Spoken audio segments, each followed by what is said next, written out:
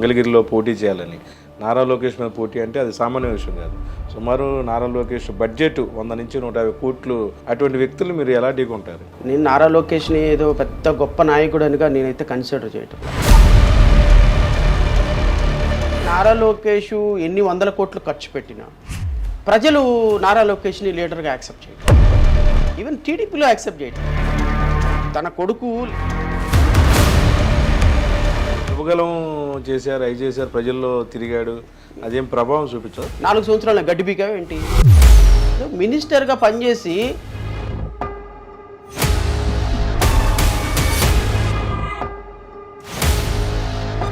మంగళగిరిలో నారా లోకేష్ 100కి 200% ఓడిపోతాడు. దశాబ్ద కాలం నుంచి పార్టీ నడుపుతున్నాడు జనసేన అధ్యక్షుడు పవన్ కళ్యాణ్ గారు. అటువంటి వ్యక్తికి చంద్రబాబు ఎంపర్లాడుతూ పక్కనేసుకుని ఎందుకు తిరుగుతున్నారు? మీలాంటి వాళ్ళని ఎవరు కూడాను కలుపుకునే పరిస్థితి ఎందుకు ఏర్పడింది? పవన్ కళ్యాణ్ అనేటువంటి వ్యక్తి ఈ రాష్ట్ర రాజకీయాల్లో ఆటలో అరటి పండుగ మారిపోతున్నాడు. రేపొద్దున పవన్ కళ్యాణ్ ఓడించబోయేది నేను లేకపోతే జగనో కాదు. అందుకని పవన్ కళ్యాణ్ గెలవనివ్వరు. పవన్ కళ్యాణ్ని కావాలని షర్మిల రాక ఆంధ్రప్రదేశ్లో ఎలా ఉంది? ఎక్కడి నుంచో ఆవిడకి డిపాజిట్లు కూడా రావు. రేవంత్ రెడ్డిని తీసుకొచ్చి ప్రచారం చేస్తాను. రేవంత్ రెడ్డి ప్రచారం చేస్తే ఇక్కడ ఏమైనా ఊడిందా? రాలేదు. తెలంగాణ వాడు ఇక్కడికి తీసుకొచ్చి ప్రచారం చేయించినందుకు చెప్పుతో కొట్టాలి ఇంకా ఆ కాంగ్రెస్ పార్టీ.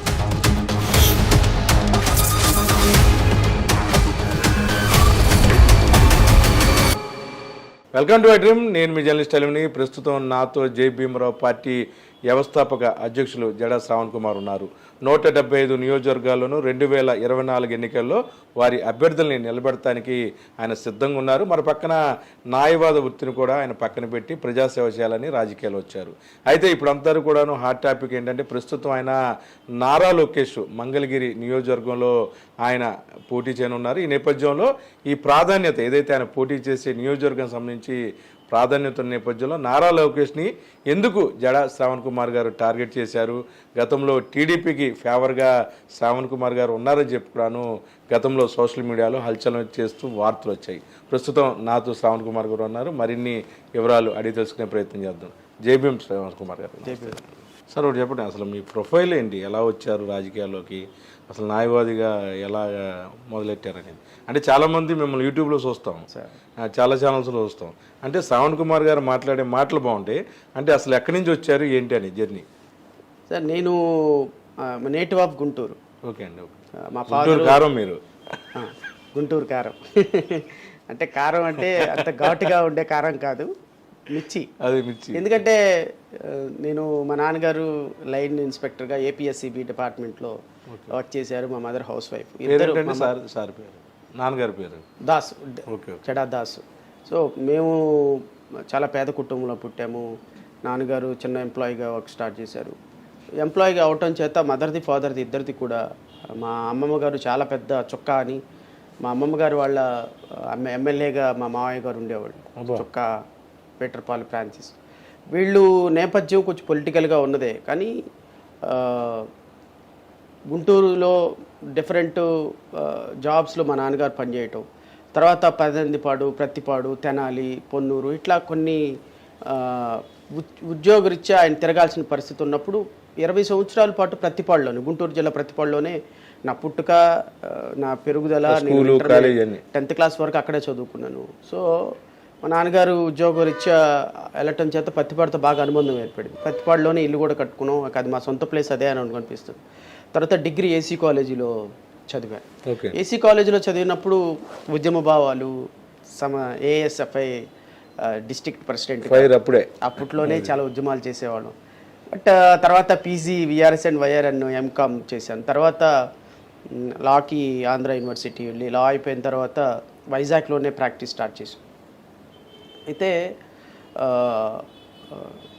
ఇన్ బిట్వీన్ న్యాయవాదిగా ఉంటూనే ఎందుకన్నా నాకు లీగల్ సైడ్ కొంచెం బాగా ఇంట్రెస్ట్ ఉండటం వల్ల న్యాయవాది అయ్యాను. న్యాయవాది అయిన 2004లో న్యాయవాది అయిన తర్వాత వితిన్ 3 yearsలోనే జడ్జిగా సెలెక్ట్ అయిపోయాను. ఫస్ట్ అటెంప్ట్లోనే. 28 yearsకే న్యాయమూర్తిగా అతి చిన్న వయసులో సెలెక్ట్ అయినటువంటి వ్యక్తిని. సో న్యాయమూర్తిగా సెలెక్ట్ అయ్యి 10 సంవత్సరాలు వర్క్ చేసిన తర్వాత నాకు అనిపించింది ఏంటంటే వ్యవస్థలో న్యాయమూర్తిగా జ్యుడిషియరీతో అయ్యే పని కాదు. సో కొంచెం తెలివితేటలు ఎక్కువ అవటం వల్ల ఏమో సో జడ్జి పోస్ట్కి రిజైన్ చేసి ఒక మంచి పొలిటికల్ పార్టీ పెట్టి ఈ రాష్ట్రంలో ఏదో ఒక రోజుకి ఒక మంచి స్థానంలో ఉన్నతమైన ముఖ్యమంత్రి స్థానంలో ఉండాలని అయితే నా కోరిక. దట్ ఈస్ వై ఇది క్లుప్తంగా నా నేపథ్యం. సరే, ఎలా ఉండబోతుంది మీ జర్నీ? అంటే ఇప్పుడు ఏదైతే డెసిషన్ తీసుకున్నారు మంగళగిరిలో పోటీ చేయాలని, నారా లోకేష్ మీద పోటీ అంటే అది సామాన్య విషయం కాదు. సుమారు నారా లోకేష్ బడ్జెట్ 100 నుంచి 150 కోట్లు ఉంటుందని బయట చెప్పుకుంటున్నారు. అటువంటి వ్యక్తులు మీరు ఎలా ఢీకొంటారు? అంటే ఇక్కడ ఏదో నారా లోకేష్ మంగళగిరిలో వేస్తున్నాడు కాబట్టి వేస్తున్నానని మాత్రం కాదు. ఎందుకంటే నేను నారా లోకేష్ని ఏదో పెద్ద గొప్ప నాయకుడనిగా నేనైతే కన్సిడర్ చేయటంలా. ఎందుకంటే Nara Lokesh was a made politician, was not make politician. He was not a natural politician, by born politician కాదు. నాన్నగారు వారసత్వం. కొన్ని క్వాలిటీస్ ఉండాలి. పొలిటీషియన్ అంటే కొన్ని క్వాలిటీస్ ఉండాలి, న్యాచురల్గా కొన్ని క్వాలిటీస్ ఉండాలి. So he was made to be a politician. ఎందుకంటే అసలు కనీసం ఒకప్పుడు ఆయనకి స్పష్టంగా మాట్లాడటం రాదు, కొన్నిటికి అతను ఫిట్టే కాదు అసలు వాస్తవంగా మాట్లాడితే. అయితే వాళ్ళ నాన్న ఒక ముఖ్యమంత్రి కావటం, వాళ్ళ తాతయ్య ఒక ముఖ్యమంత్రి కావటం, ఒక రాజకీయ నేపథ్యం ఉన్న కుటుంబంలో పుట్టడం వల్ల ఆయనకున్న క్వాలిటీస్ అన్నిటిని కూడా షార్పెన్ చేసి తద్వారా ఆయన ఒక పొలిటీషియన్గా ప్రొజెక్ట్ చేయబడ్డాడు. ఆయన న్యాచురల్గా పొలిటీషియన్ కాదు నారా లోకేష్. సో అంటే వ్యక్తిగతంగా నేనైతే మాట్లాడటం లేదు, కానీ ఈవెన్ మినిస్టర్గా వర్క్ చేశాడు 4 years అతను. అవునండి. ఎమ్మెల్సీగా అయ్యి మినిస్టర్గా వర్క్ చేశాడు. ఈవెన్ మినిస్టర్ అయిన తర్వాత కూడా తనలో పొలిటీషియన్ క్వాలిటీస్ లేవు. సో అతను ప్రజా సమస్యలను అడ్రస్ చేసే విషయంలో కానీ స్పష్టత, ఒక సమస్య పట్ల స్పష్టత ఉండదు. సో అలాంటి వ్యక్తిని నాకు కాంపిటీటర్గా నేనైతే ఫీల్ అవటంలా. అంటే నేను ఎందుకు మంగళగిరి కాన్స్టిట్యున్సీని ఎంచుకున్నానంటే నేను తాడికొండలో కాన్స్టిట్యున్సీలో ఎస్సీ రిజర్వ్డ్ కాన్స్టిట్యున్సీలో పోటీ చేయాలని నేను అనుకున్నాను. మా పార్టీ తరపు నుంచి పోటీ చేయాలనుకున్నప్పుడు మా పార్టీ తరపు నుంచి వచ్చినటువంటి రిక్వెస్ట్ ఏంటి అంటే, మీరు ఎటు ఎస్సీ రిజర్వ్డ్ కాన్స్టిట్యున్సీలో వేస్తున్నారు, మీరు ఒక పార్టీ ప్రెసిడెంట్ కాబట్టి రిజర్వ్డ్ కాన్స్టిట్యున్సీలోను ఒక జనరల్ కాన్స్టిట్యున్సీలో కూడా వేయండి అని చెప్పేసి 2 కాన్స్టిట్యున్సీలో వేస్తే బాగుంటుంది, మంచి సిగ్నల్ ఇచ్చినట్టు ఉంటుంది సొసైటీకి అని చెప్పినప్పుడు తాడికొండకి అటాచ్ అయిన కాన్స్టిట్యున్సీ మంగళగిరి. అవునండి. సో మంగళగిరిలో ఒకసారి ప్రచారం స్టార్ట్ చేసుకుంటే ఎండింగ్ తాడికొండలో ఉంటుంది. సో తాడికొండను మంగళగిరి 2 పక్కనే ఉంటాయి కాబట్టి మంగళగిరి ఎటు ఓపెన్ కాంపిటీషన్ కాబట్టి అది రిజర్వ్డ్ కాదు కాబట్టి సో తాడికొండ మంగళగిరి వేస్తే బాగుంటుంది అన్న రిక్వెస్ట్ తోటి నేను మంగళగిరి కూడా చూస్ చేసుకోవాల్సి వచ్చింది. సో నేను అనౌన్స్ చేసుకున్న చాలా రోజుల తర్వాత నారా లోకేష్ అనౌన్స్ చేసుకున్నాడు. అప్పటికే ఆయన గ్రౌండ్ వర్క్ చేస్తున్నాడుగా. ప్రాబబ్లీ ఇక్కడ అఫీషియల్గా అయితే డిక్లేర్. నేనైతే మాత్రం ఆయన ఏదో వేస్తున్నాడని వేయాల. నెంబర్ 1. నెంబర్ 2, మీరు అడిగిన ప్రశ్నకి 150 కోట్లు 100 కోట్లు బిజినెస్ అనే కాన్సెప్ట్ని ఐ డోంట్ బిలీవ్. ఎందుకంటే ఈయన మంగళగిరి కాన్స్టిట్యున్సీ అనేది ఒక ప్రత్యేకమైన నేపథ్యం ఉన్న కాన్స్టిట్యున్సీ. 2014లో చాలా 12-13 ఓట్ల తేడాతో గెలిచారు.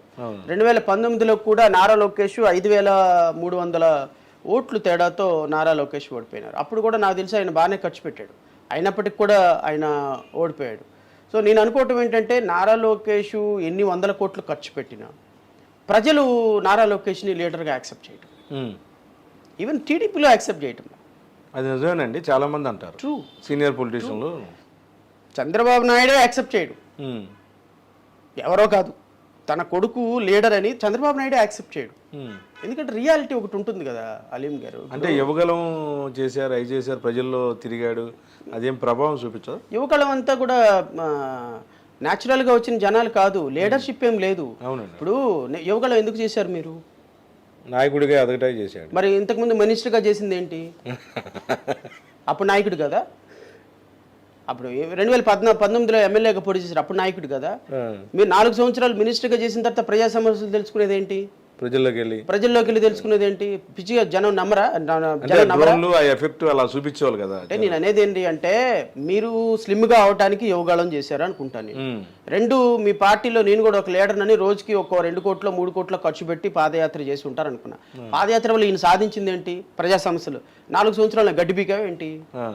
4 సంవత్సరాలు గడ్డి పీకావా? సో మినిస్టర్గా పనిచేసి ఏదో ఆయన ప్రస్థానం నిలబెట్టుకోవడానికి ఆయన ప్రజల్లోకి వచ్చి యువగళం అనే ఒక పెయిడ్ సభ పెట్టుకొని చేసుకోవటం వల్ల ప్రజలు నమ్మరు. నాకు తెలిసి నారా లోకేష్ మళ్ళీ మంగళగిరిలో ఓడిపోతాడు ఖచ్చితంగా సార్, 100% ఓడిపోతాడు. మంగళగిరిలో నారా లోకేష్ 100కి 200% ఓడిపోతాడు. నేను మంగళగిరిలో 100% టఫ్ ఫైట్ ఇవ్వగలుగుతాను. It is fight between myself and YSRC. So Nara Lokesh 100 కోట్లు ఖర్చు పెట్టినా ప్రజలందరూ ఖచ్చితంగా మా పార్టీని ఆదరిస్తారని నాకు నమ్మకం ఉంది. నేను ఈ 5 సంవత్సరాల్లో ప్రజల కోసం ఫైట్ చేసిన ఫైటింగ్ లీగల్గా కావచ్చు, పొలిటికల్గా కావచ్చు, ప్రజా సమస్యల కోసం కావచ్చు, మీడియాలో కావచ్చు, ప్రజల కోసం, మంగళగిరి ప్రజల కోసం కాదు, రాష్ట్ర ప్రజల కోసం నేను చేసిన ఫైటింగ్, బడుగు బలహీన వర్గాల కోసం, ముస్లిమ్స్ కోసం, ఎస్సీల కోసం, ఎస్టీల కోసం, అమరావతి రైతుల కోసం ఇన్ని వందల మీటింగులు పెట్టి, బ్రెయిన్ స్ట్రోమింగ్ సెషన్స్ పెట్టి, రాజ్యాధికార దిశగా ఒక ప్రభుత్వాన్ని ఏర్పాటైనటువంటి ప్రభుత్వం మీద ఫైట్ చేసి ఎక్కడున్నారండి నారా లోకేష్, చంద్రబాబు నాయుడు? నారా లోకేష్ చంద్రబాబుకి మీరు బాగా క్లోజ్ అని తెలుసు. చంద్రబాబు సపోర్టర్ అని బాగా సోషల్ మీడియాలో అలచల్ చేస్తూ ఉండేది. ఇప్పుడు మీరు తీసుకున్న నిర్ణయం వల్ల టీడీపీ అంతా మీకు వ్యతిరేకం అవుద్ది కదా. చంద్రబాబు నాయుడు, నారా లోకేష్ ఎన్నిసార్లు ఆంధ్రప్రదేశ్లో ఉన్నారు సార్? మొన్న ఎలక్షన్ ముందు 4 రోజుల ముందు ఇక్కడికి షిఫ్ట్ అయ్యారు సార్ వాళ్ళు. ఈ రాష్ట్రంలో నిజమైనటువంటి ఓటు అడిగే హక్కు నాకు మాత్రమే ఉంది, నా పార్టీ కార్యకర్తలకు ఉంది. తెలుగుదేశం పార్టీకి, జనసేనకి, భారతీయ జనతా పార్టీకి ఓటు అడిగే నైతిక హక్కు లేదు. అది ప్రజలకు తెలుసు. ప్రజలు ఖచ్చితంగా విశ్వసిస్తారు. నువ్వు 100 కోట్లు ఖర్చు పెడితే మాత్రం, 200 కోట్లు ఖర్చు పెడితే మాత్రం ప్రజా ఆత్మసాక్షి ఉండదా? ప్రజల మనస్సాక్షి ఉండదా? ప్రజలు ఎవరు నాయకుడు, ఎవరికి ఓటేస్తే మనం వెనుకుంటాడో ఉండరా? నేనైతే ఖచ్చితంగా చెప్తున్నాను, మంగళగిరి ప్రజలు, తాడికొండ ప్రజలు ఖచ్చితంగా నన్ను ఆశీర్వదిస్తారని నాకు నమ్మకం ఉంది. ఖచ్చితంగా 2 కాన్స్టిట్యున్సీలో అత్యంత తీవ్రమైనటువంటి ప్రభావం చూపించగలననే నమ్మకం నాకైతే ఉంది. సార్ చెప్పండి, దశాబ్ద కాలం నుంచి పార్టీ నడుపుతున్నాడు జనసేన అధ్యక్షుడు పవన్ కళ్యాణ్ గారు, ఎందుకని సక్సెస్ కాలేదు? అటువంటి వ్యక్తికి చంద్రబాబు ఎంపర్లాడుతూ పక్కనేసుకుని ఎందుకు తిరుగుతున్నారు? మీలాంటి వాళ్ళని ఎవరు కూడాను కలుపుకునే పరిస్థితి ఎందుకు ఏర్పడింది? ఎందుకంటే చంద్రబాబు నాయుడు గారికి చాలా ఎక్కువ తెలివితేటలండి. అంటే బహుశా భారతదేశంలో అంత సీనియర్ పొలిటీషియన్ ఉండరు. అంత అంటే పొలిటీషియన్ అనే దానికి ఆయన ఒక ఒక ఒక అంటే బ్రాండ్ అంబాసిడర్. అంటే పొలిటీషియన్కి ఉండాల్సినటువంటి లక్షణాలు పూర్తి స్థాయిలో ఉన్నటువంటి వ్యక్తి ఆయన. ఆయన్ని నేను అంత క్లోజ్గా అబ్జర్వ్ చేయలేదు కానీ, బట్ ఆయన మనస్తత్వం మీద నాకు ఒక అవగాహన ఉంది. పవన్ కళ్యాణ్ అనేటువంటి వ్యక్తి ఒక సినిమా యాక్టర్స్. వాళ్ళ చిరంజీవి ప్రజా రాజ్యం పార్టీ పెట్టిన తర్వాత ఈ రాష్ట్రంలో ఆయన రాజకీయాలు చేయాలనుకున్నప్పుడు, ఇప్పుడు 14 సంవత్సరాలు, 12 సంవత్సరాలు, 13 సంవత్సరాలు అవుతుంది, కనీసం ఆయన ఎమ్మెల్యే కూడా గెలవలేదు. మీరు చెప్పండి, 2011 నుంచి 2024 వరకు పవన్ కళ్యాణ్ స్టేట్మెంట్స్ ప్రతి ఇయర్కి ఒక స్టేట్మెంట్ మారుతుంది. ఇయర్కి ఒక పార్టీ ఐడియాలజీ మారుతుంది. ఇయర్కి ఒక పార్టీతో పెట్టుకుంటారు. ఈ రోజు మాట్లాడిన మాట రేపు మాట్లాడరు. ఈ క్షణం చెప్పినటువంటి మా ప్రామిస్ రేపు గుర్తుండదు. ఈ రోజు ఈ నెల చేసినటువంటి కలిసినటువంటి మనిషి నెక్స్ట్ మంత్లో గుర్తుపెట్టుకోడు. మోస్ట్ ఇన్కన్సిస్టెంట్ పర్సనాలిటీ ఎవరు ఉన్నారంటే ఆంధ్రప్రదేశ్ పొలిటీషియన్లో, దట్ ఈస్ పవన్ కళ్యాణ్.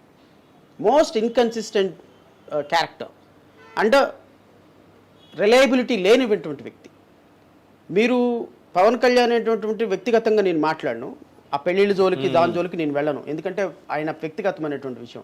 నేను కూడా ఆ స్థాయికి దిగజారి మాట్లాడలేను. కానీ నేనేమంటానంటే 2014 నుంచి 2019 వరకు తెలుగుదేశం ప్రభుత్వంతో మీరు ఉన్నారు కదా కలిసి. ఏం చేశారు? తెలుగుదేశం ప్రభుత్వం మీద, నారా లోకేష్ మీద పచ్చి బూతులు తిట్టి విమర్శలు చేశారు కదా. నరేంద్ర మోడీని విపరీతమైనటువంటి బూతులు తిట్టారు కదా. ఎన్ని చంద్రబాబు నాయుడిని అవినీతి చక్రవర్తి అని మాట్లాడారు కదా. మరి ఏమి పవన్ కళ్యాణ్లో ఈ మార్పుకి ఎవరు ఇప్పుడు వాళ్ళు ఏమన్నా సత్యహరిచంద్రులు అయిపోయినారా ఆటోమేటిక్గా? 2014లో 19లో మోడీ ప్రవర్తన 2024కి మారిపోయిందా?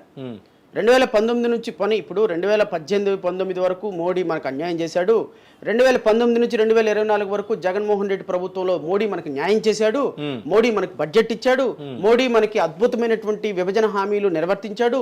పోలవరం పూర్తి చేశాడు. తర్వాత ప్రత్యేక హోదా ఇచ్చాడు. లేకపోతే విశాఖపట్నం రైల్వే జోన్ ఇచ్చాడు. లేకపోతే ప్రెస్టీజ్ ఇన్స్టిట్యూషన్ తీసుకొచ్చారు. కాబట్టి మోడీ ప్రవర్తనలో లేకపోతే బడ్జెట్లో మనకి అద్భుతమైన అలొకేషన్ చేశాడు.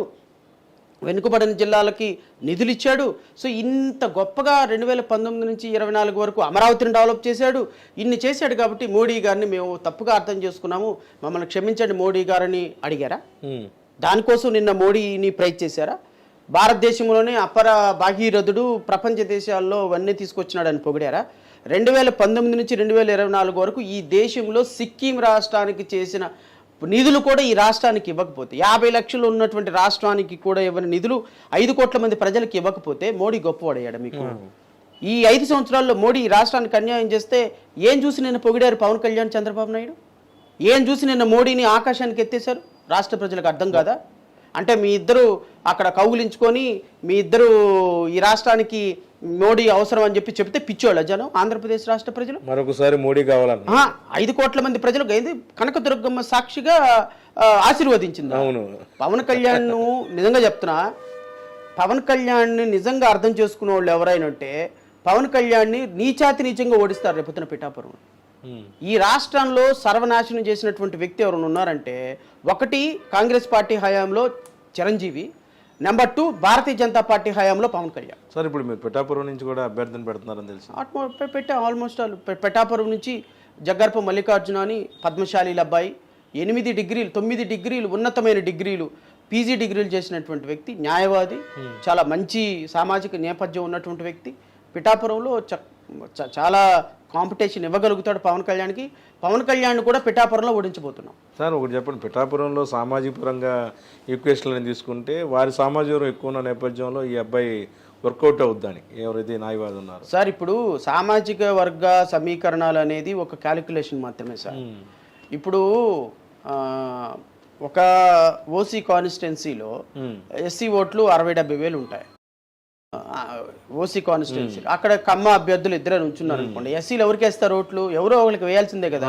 అక్కడ అంత మాత్రం చేత ఎస్సీ కాన్స్టిట్యున్సీలో కమ్మోళ్ళు ఉంటారు, రెడ్లు ఉంటారు. ఇప్పుడు పత్తిపాడు ఉంది, Pattipadu SC constituency, Tadikonda SC constituency. ఎంతమంది కమ్మవాళ్ళు సామాజిక వర్గం లేరు?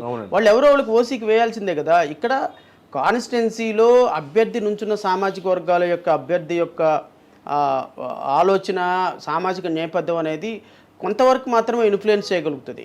సో పవన్ కళ్యాణ్ ఇప్పుడు గాజువాకలో 70,000 మంది ఉన్నారు, భీమవరంలో 65,000 మంది ఉన్నారు. గెలిచాడా? 2 సార్లు ఓడిపోయాడు. మరి ఇప్పుడు పిఠాపురంలో 90,000 మంది ఉన్నారు. పిఠాపురంలో 90,000 మంది ఉన్నారు కాబట్టి ఆయన సెలెక్ట్ చేసుకున్నాడు. అవునండి, అవును. ఇప్పుడు ఏమంటాడు? నా పార్టీ కులాలకు అతీతం, నేను ఆ కాపుల పార్టీ కాదు, నాకు అసలు కాపులతో సంబంధం లేదు అంటాడు. మరి కాపులతో సంబంధం లేకుండా రాష్ట్రంలో వెతికి కాపులు హైయెస్ట్ ఉన్న కాన్స్టిట్యున్సీకి ఎందుకు ఎన్నుకున్నావు? అవును, అభ్యర్థులు కూడా అక్కడే పెట్టారు. ఎందుకు ఎన్నుకున్నావు? నువ్వు నిజంగా ఎక్కడ ఓడిపోయామో అక్కడే వెతుక్కోవాలనుకున్నావు. నువ్వు మళ్ళీ భీమవరంలో పోటీ చేయాలి లేదా గాజువాకలో పోటీ చేయాలి. మళ్ళీ ఎందుకు పిఠాపురం వచ్చావు? పిఠాపురం ఎందుకు వచ్చావు అంటే పిఠాపురంలో 90,000 మంది కాపులు ఉన్నారు కాబట్టి మీకు అక్కడ కాన్స్టిట్యున్సీలో కన్వీనియంట్గా ఉంటుంది కాబట్టి కులం ప్రకారమే నువ్వు నుంచున్నావు. మరి నువ్వు నీతులు చెప్తావేంటి? అంటే రెల్లికులొస్తున్నా అంటాడు, ఎస్సీ అంటాడు, బీసీ అంటాడు, అన్నీ చెప్తాడు కదా. పవన్ కళ్యాణ్ అనే అతనటువంటి వ్యక్తి ఒక క్యారెక్టర్ లేని వ్యక్తి అండి. మోస్ట్ ఇన్కన్సిస్టెన్సీ స్టేట్మెంట్స్ ఇచ్చేటువంటి వ్యక్తి, ఒక స్టెబిలిటీ లేనటువంటి వ్యక్తి. పవన్ కళ్యాణ్ అనేటువంటి వ్యక్తి ఈ రాష్ట్ర రాజకీయాల్లో ఆటలో అరటి పండుగ మారిపోతున్నాడు. రేపొద్దున తెలుగుదేశం ప్రభుత్వం వాడుకుని పక్కన పెట్టబోతుంది. ఇలాంటి వ్యక్తుల వల్ల రాష్ట్రానికి చాలా నష్టం సార్. నేను పవన్ కళ్యాణ్ని వ్యక్తిగతంగా నేను మాట్లాడటంలా, ఇప్పుడు ఇలాంటి వ్యక్తి రేపొద్దున మోడీతో కలిసి చంద్రబాబు నాయుడుతో కలిసి వాళ్ళ సామాజిక వర్గాన్ని తీసుకెళ్లి తాకట్టు పెట్టాలని చూస్తున్నాడు.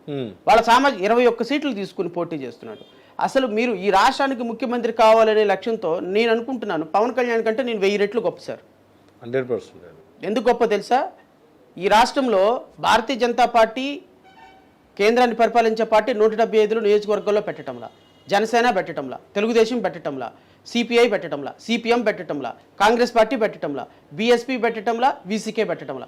8 నేషనల్ పార్టీలు, 6 నేషనల్ పార్టీలు, 2 రీజనల్ పార్టీల్లో 175 కాన్స్టిట్యున్సీల్లో పోటీ పెడుతున్న పార్టీలు ఏవీ లేవు. నేను వైఎస్ఆర్సీపీ మాత్రమే 175 కాన్స్టిట్యున్సీలో పోటీ పెడుతున్నాను. అసలు వాళ్ళకి అభ్యర్థులు దొరకపెట్టలేదు అంటారు, ఎందుకని అలాగా? అలయన్స్ అభ్యర్థులు దొరకపోవటం ఏంటి? నాకు దొరకంగా లేదు వాళ్ళకి దొరకరా? అంటే మీ విజన్ వేరు కదా. అలా అని కాదు, డబ్బులేని నాలాంటి నిరుపేద పార్టీకి నామినేషన్ వేసి అంబేద్కర్ పాంప్లెంట్ వేసి అమ్మ నమస్కారం మాకు కోటేయండి, మీకు ఏదో సందర్భంలో కష్టం అంటే వస్తామని చెప్పే మాలాంటి పార్టీకి అభ్యర్థులు దొరుకుతున్నప్పుడు కాంగ్రెస్కి ఎందుకు దొరకరు? జనసేనకి ఎందుకు దొరకరు? 100 కోట్ల రూపాయలు వాళ్ళకి ఫండ్లు వచ్చే పార్టీలు, 1000 కోట్ల రూపాయలు వాళ్ళకి కేంద్ర ప్రభుత్వం తెలుగుదేశం ప్రభుత్వం సపోర్ట్ చేసే పార్టీలు. వీళ్ళు ఏంటి అంటే జనసేన ప్రభుత్వం అంటే 21 సీట్లు తీసుకొని రేపొద్దున అసెంబ్లీలోకి వెళ్ళాలనేది ఒక టార్గెట్. వీళ్ళు తెలుగుదేశం పార్టీతో కలవకపోతే రేపు అసెంబ్లీలో కూడా వెళ్ళరు. రేపు పవన్ కళ్యాణ్ కూడా 100% ఓడిపోతాడు, మళ్ళీ ఓడిపోతాడు. తెలుగుదేశం పార్టీతో కలవకపోతే, కలిస్తే గెలిచే అవకాశాలు మెరుగుపడతాయి. నేనేమంటానంటే రేపొద్దున పవన్ కళ్యాణ్ ఓడించబోయేది నేను లేకపోతే జగనో కాదు, పవన్ కళ్యాణ్ ఓడించబోయేది రేపు టీడీపీనే. ఖచ్చితంగా అండి. 100%. అంటే మొన్న కూడా 2 సార్లు వాళ్ళు ఓడించారన్నారు. 100%. ఎందుకు అంటే పవన్ కళ్యాణ్ అసెంబ్లీకి వస్తే సీట్స్ పవర్ షేరింగ్ అడుగుతాడు. పవన్ కళ్యాణ్ అసెంబ్లీకి వస్తే నాకు ముఖ్యమంత్రి పదవి కావాలంటాడు. ఫర్ ఎగ్జాంపుల్ ఇప్పుడు టీడీపీ పోటీ చేసే స్థానాల్లో సగం సీట్లు గెలిచింది అనుకుందాం, 65 70 గెలిచింది అనుకుందాం.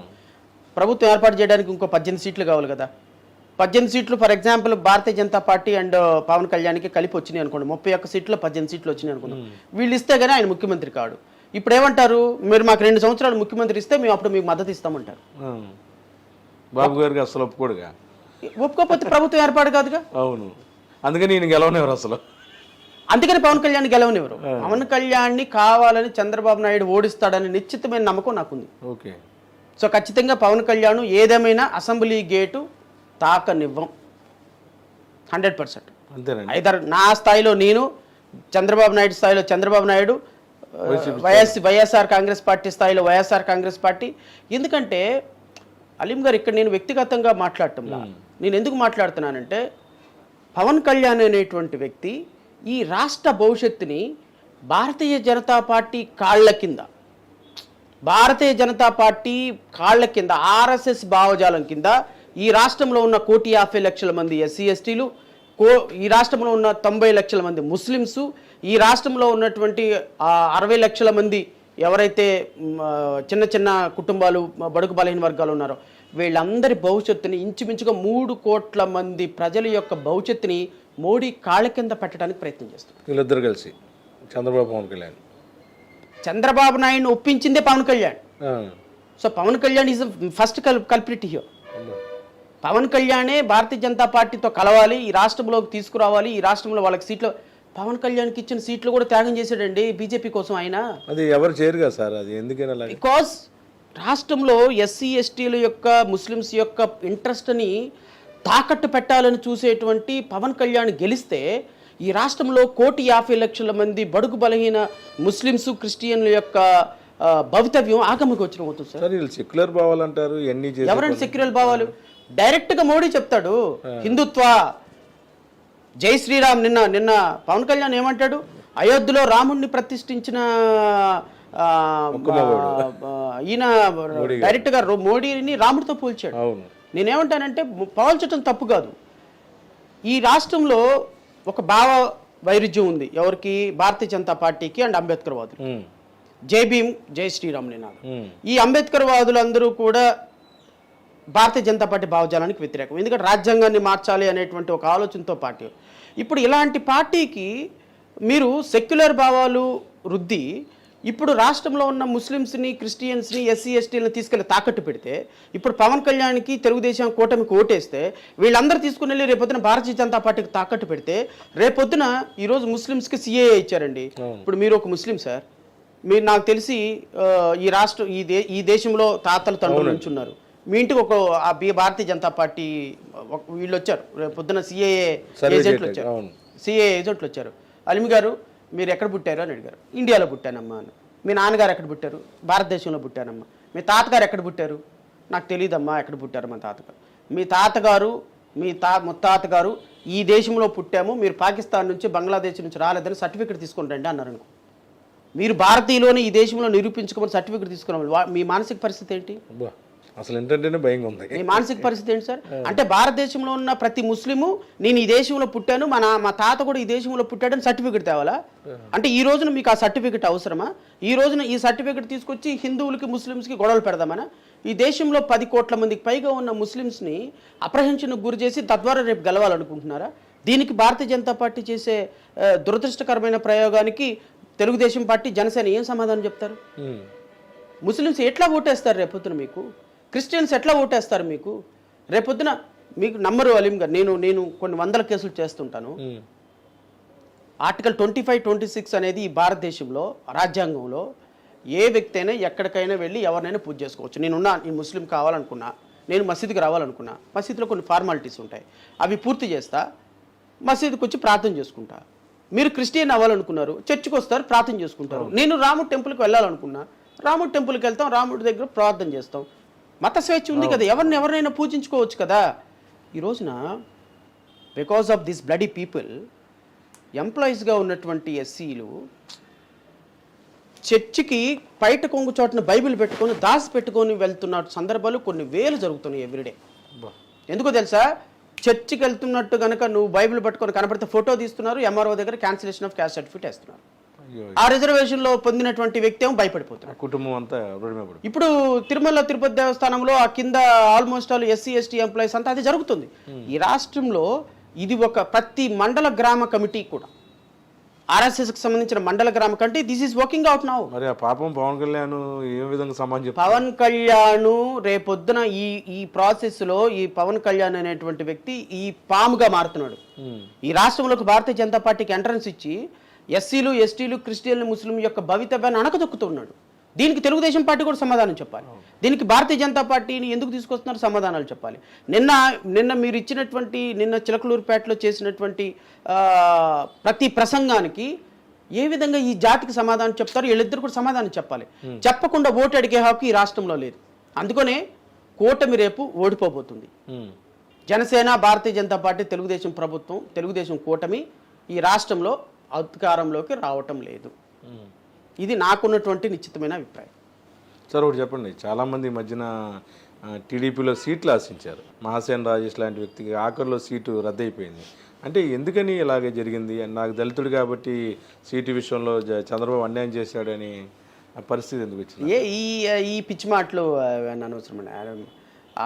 ఇప్పుడు సార్ మనం చేసినటువంటి పాపాలు ఇక్కడే అనుభవించాలి.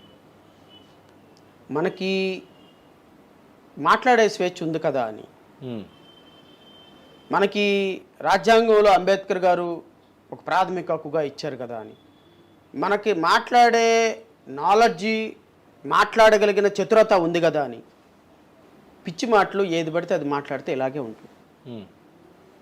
మనకి ఇప్పుడు అబ్బాయి ఎవరు, మన మహాసేన రాజేష్కి సంబంధించి, మహాసేన రాజేష్కి సంబంధించి బ్రాహ్మణ సంఘాలు, కాపు నాయకులు చేసింది 100కి 100% కరెక్ట్. ఎందుకంటే ఇలాంటి వ్యక్తులు రాజకీయాల్లోకి వస్తే రాజకీయాలు పొల్యూట్ అయిపోతాయి. అంబేద్కరిజం చెప్పి, అంబేద్కరిజం అనే పేరు చెప్పి, జై భీమ్ అనే నినాదం చెప్పి వంగవీటి రంగాతో అంబేద్కర్ని పోల్చాడండి అబ్బాయి. నేను వంగవీటి రంగా కానీ తక్కువ చేయటంలా, వేర్ ఇస్ అ కంపారిజన్? అసలు అంబేద్కర్తో పోల్చదగిన వ్యక్తి ఎవరు? వంగవీటి రంగా అంటే అంబేద్కరు, వీళ్ళిద్దరూ జాతికి సేవ చేసిన నాయకులు అంట. అంబేద్కరు ఫోటో పక్క, రంగా ఫోటో పక్క, చంద్రబాబు నాయుడు ఫోటో పక్క, నారా లోకేష్ పక్క పెట్టి జై భీమ్ అని, జై చంద్రబాబు, జై నారా లోకేష్, జై పవన్ కళ్యాణ్, జై చిరంజీవి. ఏంది ఇది ఒక పక్కన పెట్టండి. చర్చిల మీద కొన్నాళ్ళు, హిందువుల మీద కొన్నాళ్ళు, జనసేన మీద కొన్నాళ్ళు, అమ్మాయిల మీద కొన్నాళ్ళు, ఈ విధంగా చాలా చేయటం అనేది ఒక రాజకీయ నాయకుడికి కరెక్ట్ కాదు. అప్పుడు రాజకీయ నాయకుడు కాకపోవచ్చు ఆయన, కానీ ఆ నేపథ్యం ఎక్కడికి పోదు. సో నేను అనుకోవటం ఆ అబ్బాయి మాట్లాడినటువంటి మాటలు క్షమించడానికి అర్హత లేదు. పార్వతీదేవి గారి గురించి మాట్లాడిన మాటలు క్షమార్హం కాదు. ఇలాంటి వ్యక్తిని రాజకీయాల్లోకి ఎంకరేజ్ చేస్తే రాజకీయాలు అంటే ఈ జాతి ఒక రాంగ్ పర్సన్ ప్రొజెక్ట్ చేసినట్టు అవుతుంది. సో నేను అనుకోవటం, నేను ఆ విషయంలో సపోర్ట్ చేయడానికి కూడా లేదు. ఎవరికి కూడా సపోర్ట్ చేయడం, ఎవరు ముస్లిం సపోర్ట్ చేయడానికి లేదు. రాజ్యాంగం ప్రామాణికం మనం మాట్లాడేటం అంతే, ఆపడం తప్పు కాదు. అలాగని ఇంకొకరి దగ్గరికి వెళ్ళి ఎంకరేజ్ చేయడం తప్పు కాదు. సో ఈ తప్పు, ఇవి రెండింటిని బ్యాలెన్స్ చేయాలి. వాళ్ళు చదువుకున్నది చాలా తక్కువ, 10th క్లాస్ ఎంతో చదువుకున్నట్టు, వాళ్ళు రాజ్యాంగం గురించి, కాన్స్టిట్యూషన్ గురించి, అంబేద్కరిజం గురించి మాట్లాడుతుంటే ఇలాంటి మాటలు మాట్లాడి అంబేద్కరిజం అంటే అంబేద్కర్కి అవమానం. సో నేను అనుకోవటం చంద్రబాబు నాయుడు రైట్ డెసిషన్ తీసుకున్నాడని నాకు అనిపించింది. పివి గన్నవరం క్యాన్సిల్ చేసి ఇలాంటి వ్యక్తుల్ని పొలిటికల్గా ఎంకరేజ్ చేయడం కూడా ఆ పార్టీకి నష్టం. నాకు తెలిసి అబ్బాయికి మహాసేన రాజేష్కి టికెట్ ఇవ్వటం వల్ల ఒక కాన్స్టిట్యున్సీ మీద కాదు, ఆ జిల్లా మొత్తంలో కాన్స్టిట్యున్సీలో ఎఫెక్ట్ పడుతుంది, ఓడిపోతుంది. తెలుగుదేశం పార్టీ 100% ఓడిపోతుంది. ఇప్పుడు ఆ అబ్బాయికి టికెట్ ఇవ్వకూడదని ఏదైనా నిర్ణయం తీసుకుంటే మాత్రం కొంచెం మళ్ళీ తెలుగుదేశం పార్టీ కొంచెం పెరిగే అవకాశం ఉందని అయితే అనుకుంటున్నాను. సార్ ఒకటి చెప్పండి, ఈ మధ్యకాలంలో చాలా ప్రాంతీయ పార్టీలు ఆంధ్రప్రదేశ్లో పుట్టుకొచ్చాయి. ఇప్పుడు మీతో పాటు చాలా పార్టీలు ఉన్నాయి, వాళ్ళు ఎవరు కూడా బయట రాలేని పరిస్థితి. అయితే లెటర్ ఫైడ్ మీద మాత్రమే పార్టీలు కనబడుతున్నాయి, అభ్యర్థులు లేరు, కనీసం పార్టీ అధ్యక్షుడు కూడాను పోటీ చేయలేని పరిస్థితి. వీళ్ళందరూ కూడా కూటమిగా ఏర్పడి ఎవరికి మద్దతు ఇవ్వాలో తెలియని పరిస్థితి నెలకొంది ఆంధ్రప్రదేశ్లో. దాని గురించి ఏం చెప్తారు? అలీఫ్ గారు, పాలిటిక్స్ అనేది నిరంతర ప్రక్రియ. అది సినిమా రిలీజ్ అయినప్పుడు వచ్చి టికెట్ కొని చూసి వెళ్ళిపోయే సినిమా కాదు. అర్థమైందా? పాలిటిక్స్ ఈ సోకాల్డ్ ఎవరైతే పార్టీలు పెట్టారో వీళ్ళు జేడీ లక్ష్మీనారాయణ 2019లోనో 2019లోనే జనసేన నుంచి పోటీ చేశారు ఎంపీగా. కొన్నాళ్ళు జనసేనలో ఉండి బయటకు వచ్చేసారు. తర్వాత లోక్సత్తాకి వెళ్ళాలనుకున్నారు. తర్వాత ఏదో వేరే పార్టీలోకి వెళ్ళాలనుకున్నారు. అంటే నేను కామెంట్ చేయటం అని కాదు, కానీ నేను వాళ్ళు పెట్టుకున్న పొత్తుని ఆహ్వానిస్తున్నా. అన్ని పార్టీలు కలిసి ఒక కూటమిగా ఏర్పడటంలో నేనైతే ఏం తప్పు పట్టడంలా, కానీ ఈ కూటమి ఎక్కువ కాలం ఉండదు అనుకుంటున్నా. అంటే మీరు ఓపెన్గా చెప్పారు ఏమని, ఎన్డీఏ కూటమికి నేను వ్యతిరేకం, సెక్యులర్ భావాలకి విరుద్ధంగా ఎవరిని ఎవరిస్తే నేను బయటకు వస్తానన్నారు. కనీసం వాళ్ళు అది కూడా చెప్పలేని పరిస్థితులు ఎందుకున్నారు అంటే వాళ్ళకి ఒక కన్సిస్టెన్సీ లేదు. ఇప్పుడు వాళ్ళు ప్రజల దగ్గరికి వెళ్ళి ఓటు ఎందుకు అడుగుతారు, ఏం అడుగుతారు, మీరు ఈ రాష్ట్రానికి చేసింది ఏంది అంటే ఏం అడుగుతారు. ఒక ఆయన ఏమో తెలుగుదేశం ప్రభుత్వంలో కలెక్టర్గా పనిచేశాడు, తెలుగుదేశానికి అత్యంత ప్రీతిప్రాప్తమైనటువంటి కలెక్టర్. మొన్నటిదాకా జగన్మోహన్ రెడ్డి దగ్గర అత్యంత ఉన్నతమైన ఆఫీసర్గా ఉన్నాడు. ఆయన 2 నెలల్లో రిటైర్మెంట్ అనగా 60 సంవత్సరాలకు బయటకు వచ్చి దళితులు బహుజనులు అంటే ఎవరు నమ్ముతారు? సాక్రిఫైస్ చేయాలి మీరు. అంబేద్కరిజం అంటే it's a symbol of sacrifice. నేనున్నాను 22 సంవత్సరాలు సర్వీస్ వదిలేశాను బికాస్ అంబేద్కరిజం కోసం. ప్రజలకి కాన్సెప్ట్, కనెక్టివిటీ ఉండాలి. అవి రెండు లేనప్పుడు ప్రజలు నిన్ను నమ్మరు. పవన్ కళ్యాణ్ ఎందుకు ఓడిపోయాడు? పవన్ కళ్యాణ్ ఎమ్మెల్యేగా, పవన్ కళ్యాణ్ చేతి మీదుగా ఎమ్మెల్యేగా టికెట్ తీసుకున్న వ్యక్తి పవన్ కళ్యాణ్ గెలిచాడు ఎమ్మెల్యేగా. నువ్వు ఎమ్మెల్యేగా గెలవలా. What does it mean? What it indicates? You are not a leader. You are not a leader. You are a part time lecturer లాగా is a part time leader. So అలాగా పాలిటిక్స్ అనేవి it's not a part time job sir, it's a full time job. So నేను అనుకోవటం కూటమి లాంటి వాళ్ళు ఏర్పడటం మంచిదే, అదేం పెద్ద ఇంపాక్ట్ చూపిస్తుందని నేనైతే అనుకోవటం లేదు. వాళ్ళు ఎలక్షన్ అయిపోయిన తర్వాత నుంచి మళ్ళీ ఇంకో 5 years వరకు కనిపించరు. సార్ షర్మిల రాక ఆంధ్రప్రదేశ్లో ఎలా ఉండదు? ఆంధ్రప్రదేశ్ రాష్ట్రంలో పెద్ద ఇంపాక్ట్ చూపిస్తారని నేనైతే అనుకోవటంలా. షర్మిల గారు కూడా నాకు తెలిసి ఆమె రాష్ట్రంలో ఎక్కడి నుంచినో కూడా డిపాజిట్ రాదు. అంటే షర్మిలను తెచ్చిన వాళ్ళందరూ కూడా సైలెంట్ అయిపోయారు. ఎవరైతే ఆంధ్రప్రదేశ్లో ఆవిడ వస్తుందని ముందుగా వాకా ఊదిన టీడీపీ మీడియా ఛానల్స్ అని కూడాను ఇప్పుడు ఆవిడకి ఎందుకని సపోర్ట్ చేయట్లేదు. షర్మిలని తీసుకొచ్చి విపరీతంగా ప్రొజెక్ట్ చేస్తున్నప్పుడు షర్మిల పెరిగిన ప్రతి క్షణం అది నష్టం కూటమికే. షర్మిల పెరిగిన ప్రతి క్షణం ఎన్డీఏ కూటమికే నష్టం. నాకు తెలిసి షర్మిల గారు ఎక్కడి నుంచున్నా ఆవిడకి డిపాజిట్లు కూడా రావు. ఇంకా ఆవుగా రానప్పుడు ఆ రాష్ట్రంలో ఆ తరపు నుంచున్న వాళ్ళకి ఎందుకు వస్తాయి? కాంగ్రెస్ పార్టీకి అసలు రావు, సమస్య లేదు. అసలు 170 కూడా క్యాండిడేట్లు అనౌన్స్ చేయలేని పరిస్థితి. చేస్తారు 170 చేస్తారు. ఎందుకంటే పక్కన కర్ణాటక వచ్చింది, తెలంగాణ వచ్చింది, వాళ్ళు 100 కోట్లు 500 కోట్లు వాళ్ళు పంపిస్తారు. షేరింగ్ ఉంటుంది, సహజంగా ఉంటుంది కదా. ఇప్పుడు నిన్న రేవంత్ రెడ్డి వచ్చాడు, రేవంత్ రెడ్డి వచ్చి అక్కడ మీటింగ్ పెట్టలా. తెలంగాణ ముఖ్యమంత్రి వచ్చి ఇక్కడ మీటింగ్ పెట్టాడు. తెలంగాణ ఎన్నికలప్పుడు మాత్రం ఆంధ్ర వాళ్ళని అక్కడ ప్రచారం చేయడానికి రానివ్వలా. ఎందుకు రానివ్వలేదు? ఆంధ్ర వాళ్ళు వచ్చి అక్కడ ప్రచారం చేస్తే నెగిటివ్ అవుతుందంట. తెలంగాణ ప్రజలేమో ఆంధ్ర వాళ్ళని యాక్సెప్ట్ చేయరు, మేమేమో గొర్రెలమా తెలంగాణ వాళ్ళని యాక్సెప్ట్ చేయడానికి? అంటే ఆంధ్రప్రదేశ్ ప్రజలు గొర్రెలా? ఆంధ్రప్రదేశ్ ప్రజలు ఎవడొచ్చి ప్రచారం చేసినా ఓటేస్తారా? తెలంగాణ నుంచి అక్కడికి వెళ్ళి ప్రచారం చేసుకోవడానికి ఎవరిని యాక్సెప్ట్ చేయాలి? రేవంత్ రెడ్డి. ఎందుకు యాక్సెప్ట్ చేయలేదంటే మీరు ఆంధ్ర వాళ్ళు ఇక్కడికి రావద్దు, మాకు ఇక్కడ తెలంగాణలో ఓట్లు పడవచ్చు. ఆయన ఇక్కడ ప్రచారం చేస్తారంటే 5 కోట్ల మంది ప్రజలు పిచ్చోళ్ళు మీ దృష్టిలో. ఈయన తీసుకొచ్చి ప్రచారం చేయించిన కాంగ్రెస్ పార్టీ ఇంకా పిచ్చిది. ఇప్పుడు రేవంత్ రెడ్డిని తీసుకొచ్చి ప్రచారం చేస్తుంది. రేవంత్ రెడ్డి ప్రచారం చేస్తే ఇక్కడ ఏమైనా ఊడిందా, రాలిద్దా? ఓట్లు ఏం పడతాయి? ఏముంటుందండి? తెలంగాణ వాడు ఇక్కడికి తీసుకొచ్చి ప్రచారం చేయించినందుకు చెప్పుతో కొట్టాలి ఇంకా ఆ కాంగ్రెస్ పార్టీని. అంటే అంత ఆత్మగౌరవం లేని వాళ్ళ కనపడుతున్నావా ఆంధ్ర వాళ్ళు? I don't think so. Sharmila will succeed. Sir మీకు సింబల్ ఏమొచ్చింది అభ్యర్థులకి? మాకు అదృష్టం కొద్దండి, మాకు అంబేద్కర్ గారు ధరించిన ఆత్మగౌరవం ప్రతీక. నాకు తెలిసి 100 సంవత్సరాల క్రితమే 1927 ఆ ప్రాంతంలోనే లండన్లో చదువుకున్నప్పుడు ఒక భారతీయుడు కోటు ధరించి ప్రపంచ దేశాల్లో ఆత్మగౌరవాన్ని నిలబెట్టాడు సార్ బిఆర్ అంబేద్కర్. భారతదేశంలో ఒక దళితుడు కోటు వేసుకొని రాజకీయాలు చేయగలడని నిరూపించినటువంటి ఒక మహనీయుడు అంబేద్కర్ గారు. అంబేద్కర్ గారు ధరించిన కోటు గుర్తే మాకు ఈరోజు సింబల్గా వచ్చింది. నేను అనుకుంటున్నాను 2024లో మేము అద్భుతాలు సృష్టిస్తాం. 2029లో ఈ రాష్ట్రంలో రాజ్యాధికారం సాధిస్తాం. నాట్ ఓన్లీ ఆంధ్రప్రదేశ్ సార్, 2028లో తెలంగాణ ఎలక్షన్లో కూడా అన్ని కాన్స్టిట్యున్సీలో పోటీ చేస్తాం. జై భీమ్ నినాదం అనేది ప్రపంచానికి పరిచయం చేయాల్సిన అవసరం లేని నినాదం. మీరు ఎక్కడికి వెళ్ళినా కూడా మా కోర్టుని, అంబేద్కర్ గారి కోర్టుని, జై భీమ్ నినాదాన్ని పరిచయం చేయాల్సిన అవసరం లేదు. ఖచ్చితంగా ఈ దేశంలో ఒక మంచి ఉన్నతమైన స్థానంలో మా పార్టీ ఉంటుంది. భారతీయ బహుజన సమాజ్ పార్టీ రిప్లేస్మెంట్ జై భీమ్రావ్ భారత్ పార్టీ. ఓకే. జై భీమ్రావ్ భారత్ పార్టీ వ్యవస్థాపక అధ్యక్షులు జడా శ్రావణ్ కుమార్ గారి అభిప్రాయాలు ఖచ్చితంగా ఏదైతే రాష్ట్రంలో సెక్యులర్ భావాలకి అనుగుణంగా తమ పార్టీ పనిచేస్తుందని, పేద బడుగు బలహీన వర్గాల కోసం తమ పార్టీ ఎప్పుడు కూడా వెన్నంటి ఉంటుందంటున్నారు శ్రావణ్ కుమార్ గారు.